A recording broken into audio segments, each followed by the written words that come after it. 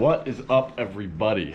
We're up here today to get a chance to ride on a different snowmobile and a bunch of parts. So I wanted to do a little bit of test fitting. Drive shaft is here. We actually fit that the other day. Fits awesome. So super good news there. Trigger kit showed up. I'm still waiting on my crank pulley, but a bunch of other stuff is here too, like the rear subframe brace kit and all that. Fuel cells here. I got pumps, filters, lines, fittings. So today is going to be a lot of just like, where's stuff going to mount? How am I going to run these lines? How does this trigger kit work?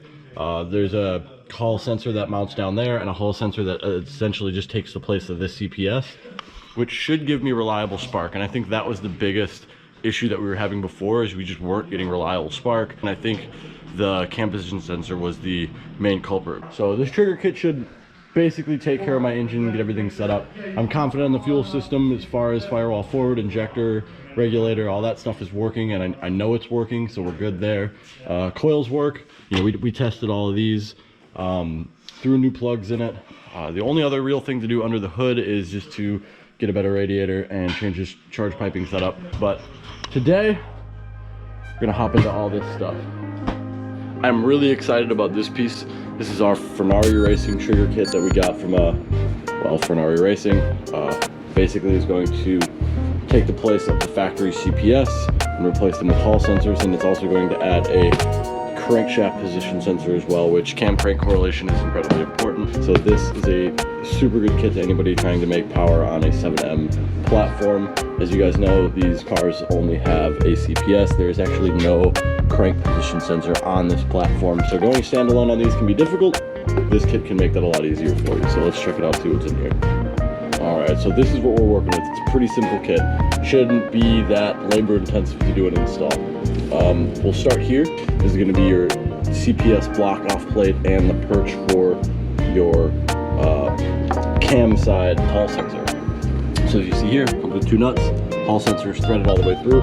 So you'll thread the hall sensor through there and then just essentially jam nut it so it doesn't move. And this will essentially sit, they got a motor right here, right there. You notice there's no hole there, so that does, this front piece right here does need to be modified. What I'm gonna do is punch a hole right here so that I don't need to remove this entire plate. You know, obviously to keep crap out of the timing system, so I wanna keep that. But super nice finish. All these bosses line up great from the looks of it. So a bolt right here, you'll never have to worry about it or touch it again. And they do also provide you with a new seal. It goes right here, which is basically like the seal on your CPS. Next piece is going to be this guy. Now, it's going to be tough to kind of show you where this goes on this engine because there's no timing cover on it. So basically sit just like that, except it'll stick out a little bit farther. And then same idea with the hall sensor. It's going to thread on right there. So this will actually bolt to the ATI damper that is on order, right to the front of it. And there is your crank sensor. Now cam side, you do have to modify the factory gear if you don't go with a set of adjustable ones. Very simple. Fornari will actually do this for you. He was nice enough to actually send me this cam gear along with the kit. I ordered it without the modification because I have a buddy that was going to machine a, obviously, different set of cam gears. I have numerous. But he called me, was super cool, awesome guy, and he hooked me up with a gear for free. So shout out to that dude. So from here, I'm basically going to take some of these components over to my car. I'm going to pull the CPS out of it and basically do a mock setup on this stuff so I can get an idea of how this wiring is going to run. We have 3-wire sensors, so we will end up needing to pull some of the harness back to get those installed, but not a big deal. I'm not super worried about that. I'm going to take the next couple minutes here to pull this water line out of the way, loosen this up, this flips up, and we'll pull this right out. All right, so got this water line moved out of the way, hose pulled off. That was the water line for the turbocharger. There's one little bolt that holds it in here. Your CPS is just going to pull out just like a distributor would. This is what she looks like. Very old school way of doing things. But now we can take this plate, kind of see what we're working with here. As you guys can see, this is going to install right here. Now there's no O-ring on there, so it's going to be kind of flimsy at the moment. But again, I'm really just trying to see the ins and outs of this kit and how well everything is going to line up. Tough to do offline. She'll snug up right there. And looks a lot better as well. I mean, obviously you're clearing up a lot of room here, but it definitely does look a lot more uniform, and I think this sensor is going to be a lot more accurate as well. So what I'm going to do is I'm going to throw the seal in here. I'm going to reinstall this plate, and I'm essentially just going to take a marker and mark on the back of this plate where it needs to be drilled out and cut. I'll have an idea of that. But let's lift this thing up in the air, and let's take a look at where that crank side bracket is going to mount. All right, I had to get a fire going, so if I sound a little winded, that would be why. But check it out. This is how this bracket's gonna mount. I'm gonna hold the light up here because lighting situation is a little poor right now, but as you can see, this bracket is gonna hold our Hall sensor right up to our crank pulley here. Now, you notice it's not gonna line up very well. If I take this wheel, I go ahead and I put it on, you can see, obviously, it's not gonna line up very well. Again, I have a ATI pulley on the way that will eliminate just this rib, and essentially this is for your AC condenser, which I don't know if you can tell, I don't have anymore, so I don't really need it. Otherwise, like I said, I have cell. These are actually, I'll go more into depth on these in a later video, but these are going to be the weld plates for the subframe to basically strengthen everything. The next big thing is to get that rear floor cut out, and then I can get these pumps and these filters mounted. That honestly should be super easy to do. Come under here. We got to pull this subframe out anyway to do the plate kit that I showed you guys. But once this is all gone, the bottom of the cell will really only sit like right here. So the feeds will come out somewhere, you know, up here. And I'm either gonna like mount my pump here, or maybe above the subframe, or somewhere back here. I don't know yet. The nice thing is you get to be kind of creative with it. So I think ultimately I need to get the floor cut out before I make any real decisions, right? But I mean, other than this, the drive shaft, getting the rear end all buttoned back up, I'm confident where we're sitting. So, but I got to try to find Jake and Tanner and figure out where these snowmobiles are, because I really want to try the new one. Looks like a lot of fun. Ah, yes. Got to get more standing pads. Ooh.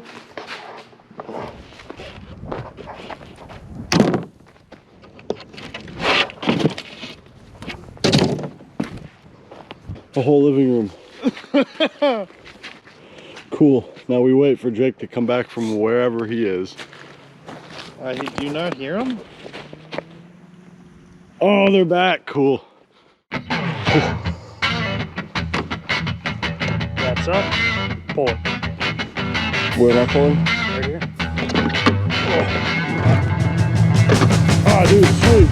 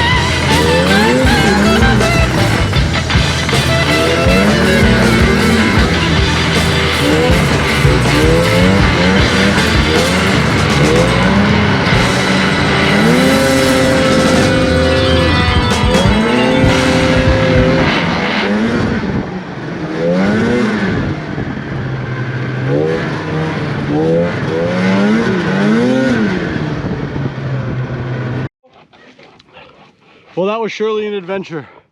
Thank you, Tanner, for the use of the snowmobiles. You're gonna be brave around this fire. My boy. Haven't had that much fun in a while. So that'll probably be it for this episode. If you guys enjoyed, give a like, comment, subscribe, among other things. Have a good day.